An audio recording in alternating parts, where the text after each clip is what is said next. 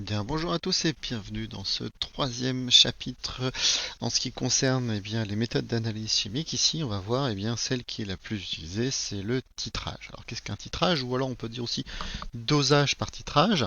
Alors, dosage, on sait que ça veut dire déterminer une concentration inconnue.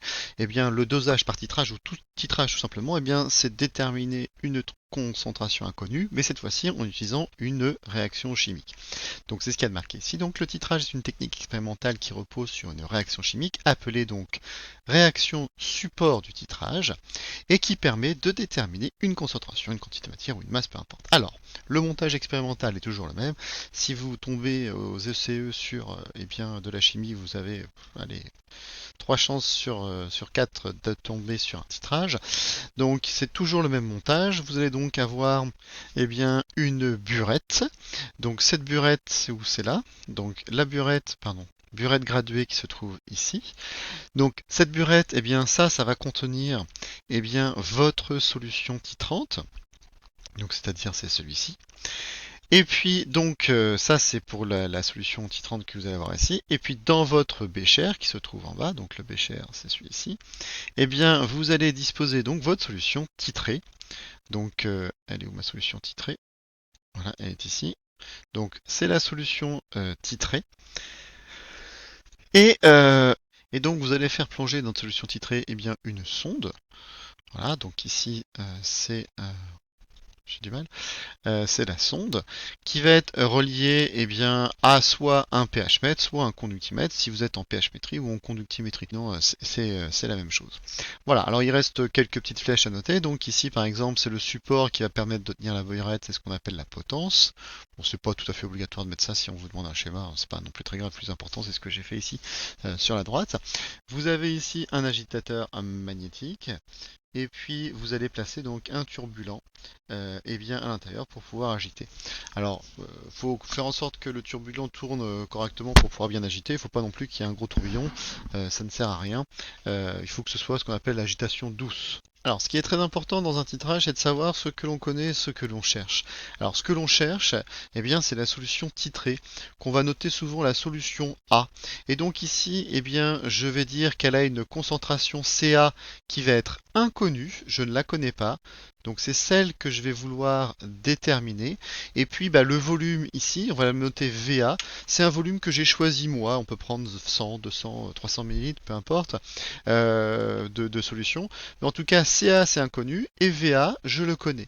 Et pour la solution titrante, sa concentration, alors souvent la note B, voilà, et puis cette concentration, je la connais par contre, c'est toujours qu'on va noter CB. Et le volume que je vais mettre, ça va être un volume précis que je vais pouvoir déterminer ici avec ma burette graduée pour atteindre ce qu'on appelle l'équivalence. Je vais détailler un petit peu ce que c'est que l'équivalence après. Et qu'on va noter souvent VEC pour dire que c'est le volume que l'on a mis à l'équivalence. Voilà. Alors dans quasiment tous les cas, la solution titrée donc sera dans le bécher et la solution titrante dans la burette.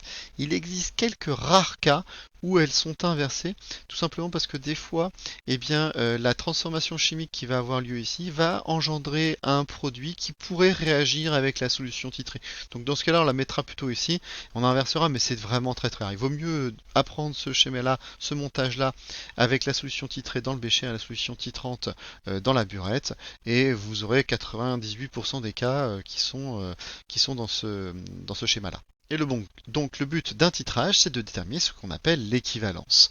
Donc c'est ça qu'il va falloir chercher. Donc lors d'un titrage, on cherche à déterminer l'équivalence. C'est un mot très important. Qu'est-ce qu'il y a à l'équivalence? Eh bien tout simplement, c'est le moment où on a changement de réactif limitant.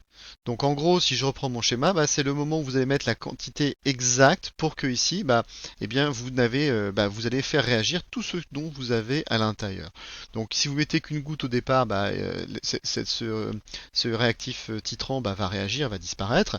Et donc c'est le moment où justement, vous allez avoir consommation de tout le réactif qui se trouve à l'intérieur ici.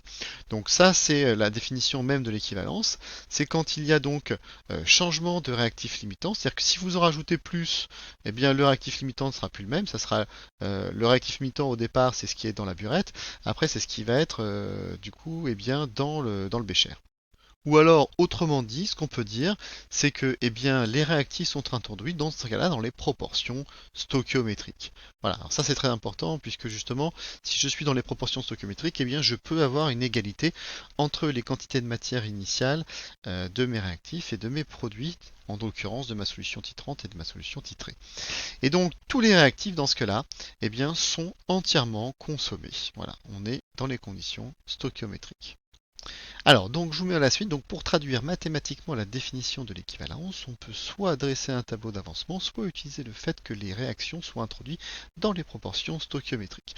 Donc, première chose qu'il faut, c'est écrire l'équation bilan de la réaction support du titrage. Alors ici, soit on est en pH métrie, donc c'est une équation acido-basique, soit c'est une réaction de conductimétrie, et dans ce cas-là, souvent, on vous dit ce qu'on fait réagir et ce qu'on obtient. Alors, moi, je vais prendre un cas général. Je vais prendre un réactif A qui va réagir avec un réactif B, comme j'ai marqué tout à l'heure, pour obtenir ici un produit C plus un produit D. Alors, ils ont tous des coefficients stoichiométriques. Le coefficient stoichiométrique de A, c'est petit a. Le coefficient stoichiométrique de B, c'est petit b, petit c, et ainsi petit d.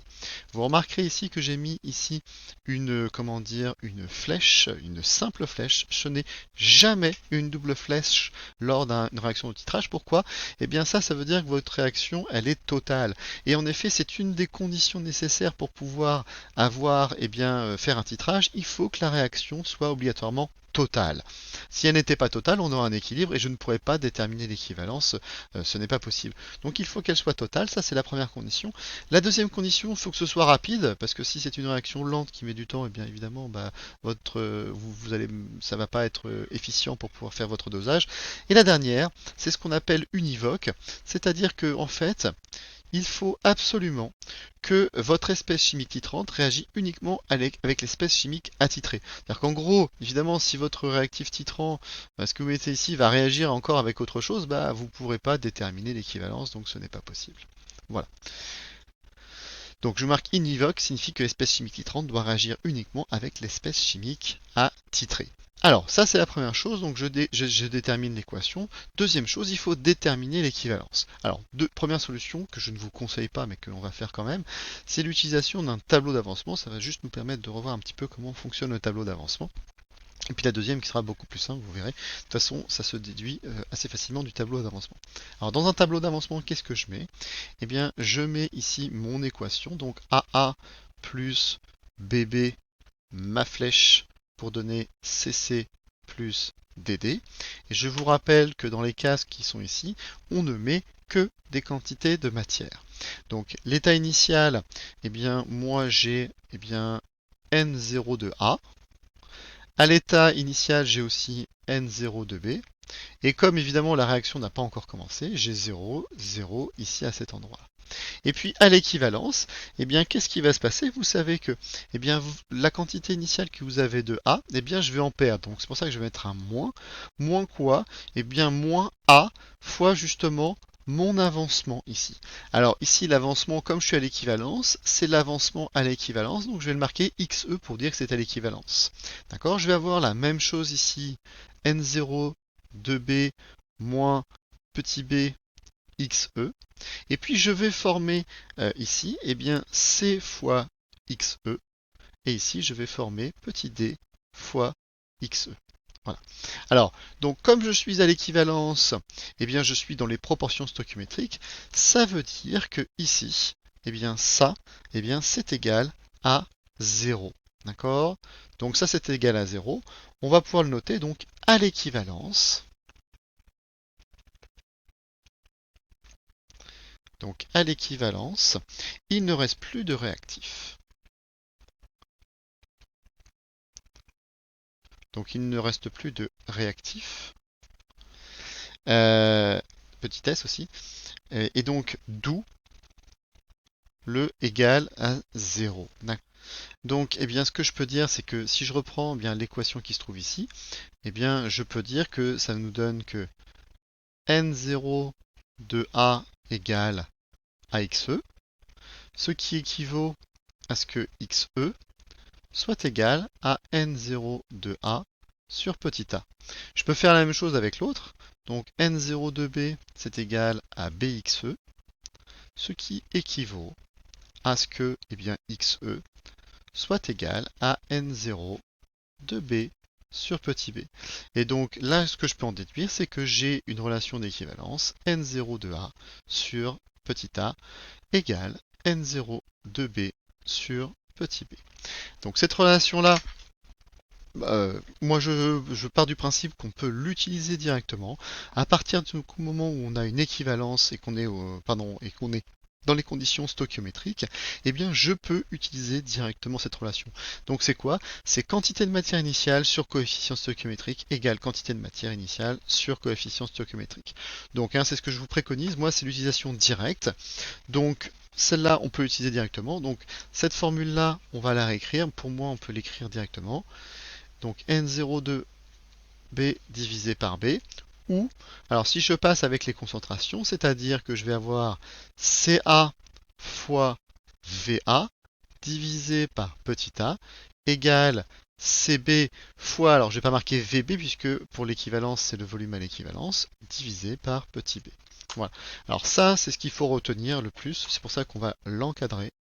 Ça, c'est important. Après, l'autre, elle se déduit, puisque vous savez que votre quantité de matière, c'est la concentration fois le volume. Voilà. Alors, j'en ai terminé avec ce petit rappel sur le titrage. On verra dans une prochaine vidéo comment est-ce qu'on peut l'exploiter avec des réactions acido-basiques ou des réactions qui permettent d'être mesurées en conductimétrie. Je vous dis à bientôt et au revoir.